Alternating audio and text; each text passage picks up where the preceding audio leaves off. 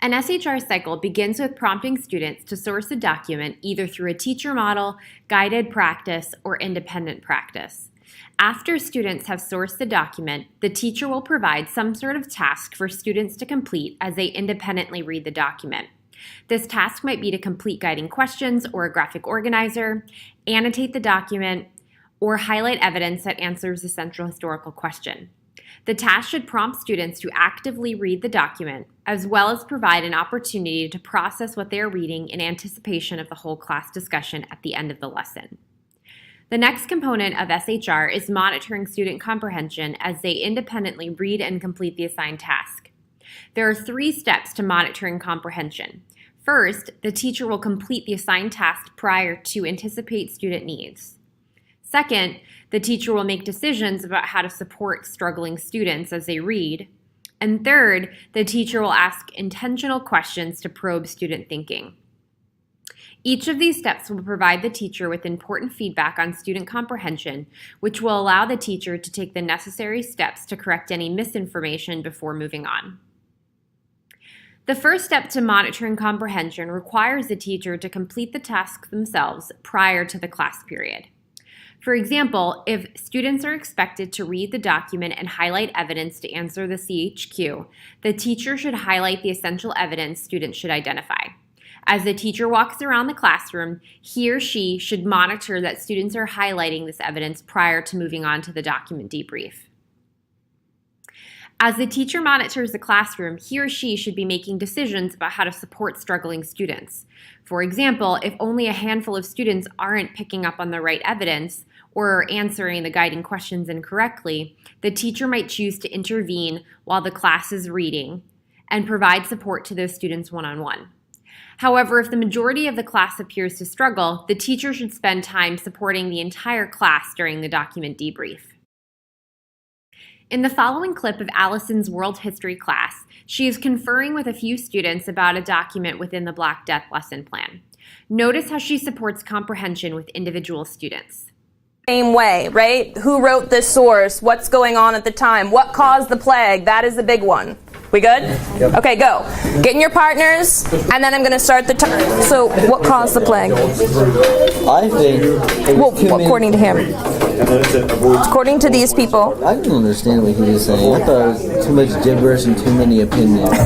It was gibberish, but we have to understand it. So, this is the medical, right? The medical university. So, they're supposed to know what they're talking about. So, what did he say happened here? Well, first of all, where did it start? India. Good. Okay. And then the Great Sea. Where do you think the Great Sea is? Yeah, Indian Ocean. But that's an ocean. He said it was a sea. What would be a Great Sea? Who would the Europeans would know the most about? Mediterranean. Yes. Okay. So they think it started in India, and then potentially an area of this Great Sea, because it was so great, right, in Europe. And then what happened? Constellation. Okay. Then with rays of sun, what is that? What's a constellation? Constellation? Yeah, a group of what? Good. So there's a group of stars in the sky, which combined with rays of the sun exerted their power. So picture what? Right? Okay. Exerted their power. Specifically against the, okay, so their power, boom, boom, boom, shining down in the sea, okay. And the waters of the ocean, okay. From forms of vapor. Right, what's that? What's a vapor? Like water vapor, gas, it turns into gas. Right, sun. Good.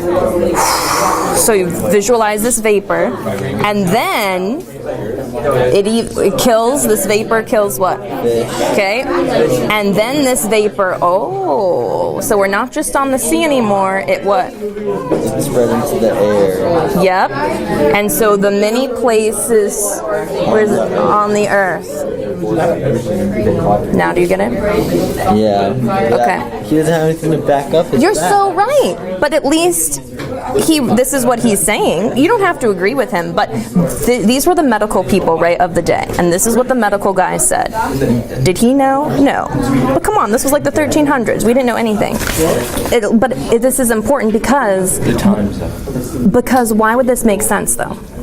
What did we already know from the map? Where was the disease coming from? Well, were there actually dead fish though? I don't know. It's a good question.